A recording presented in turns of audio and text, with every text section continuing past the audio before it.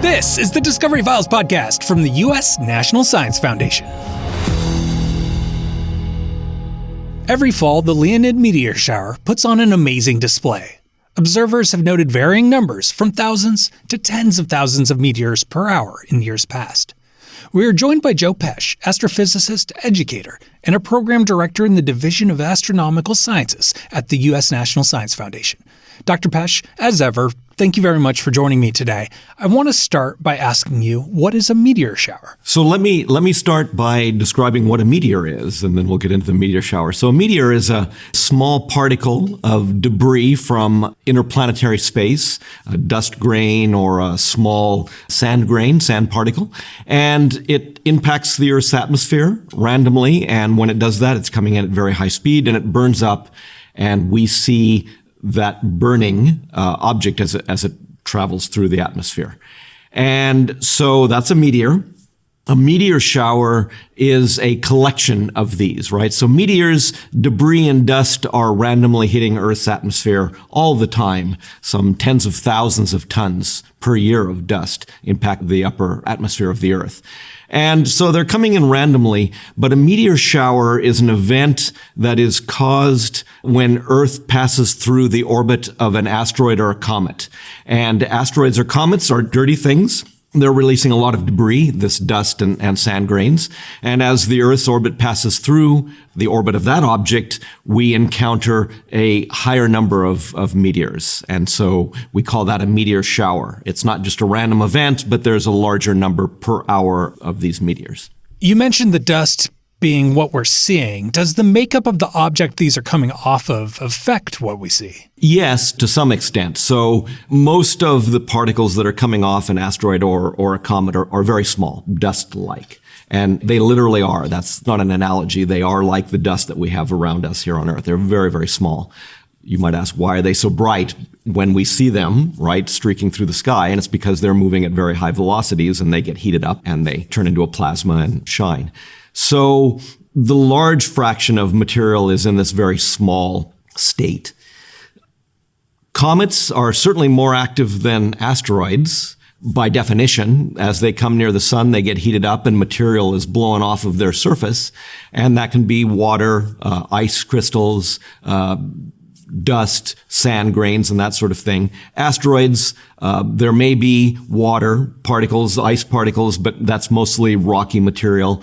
Depending on the body, you might get larger particles, sand to half-inch, centimeter-size pebbles and that sort of thing. So yeah, the composition does affect things. And that material coming off has different elemental composition, and that might affect the color of the meteor, but generally not so much. It's more of a size issue.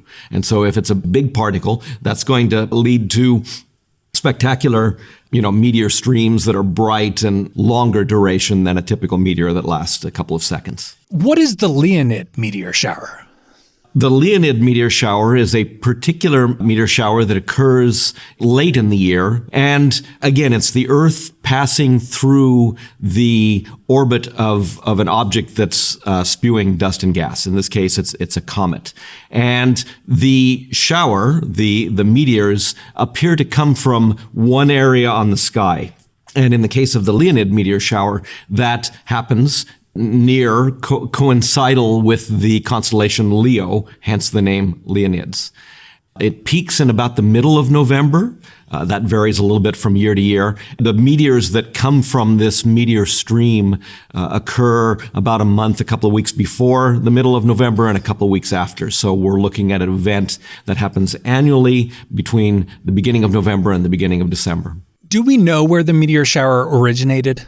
The Leonid meteor shower is debris that is coming off of a comet that has a 33-year orbit. As it orbits in our solar system and it passes near the Earth and around the sun, that occurs every 33 years. And as it's traveling through the solar system, its debris is coming off of the surface, mostly small dust particles and small sand particles, you can imagine.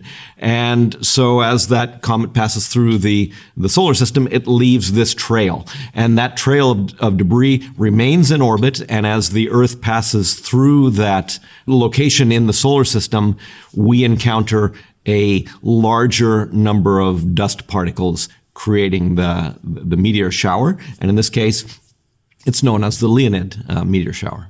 Where will they be visible? So theoretically, you can see the meteors anywhere, but meteors are typically relatively faint.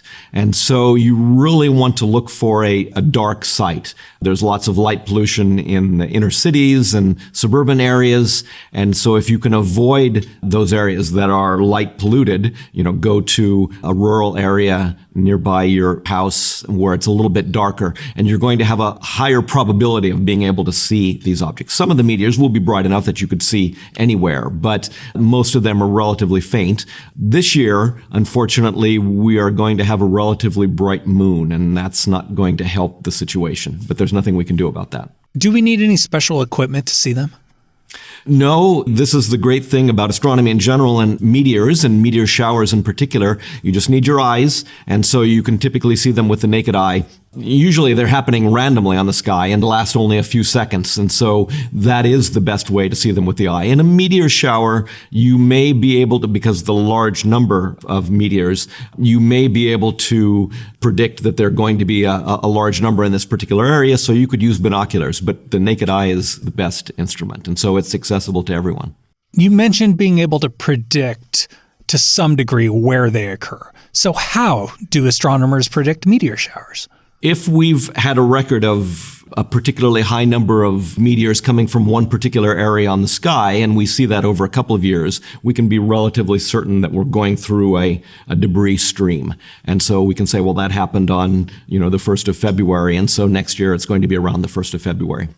That can be done whether you know the parent body or not that's causing the debris that leads to the meteors. If instead, we truly do know what the parent body is, and we can determine what its orbit is.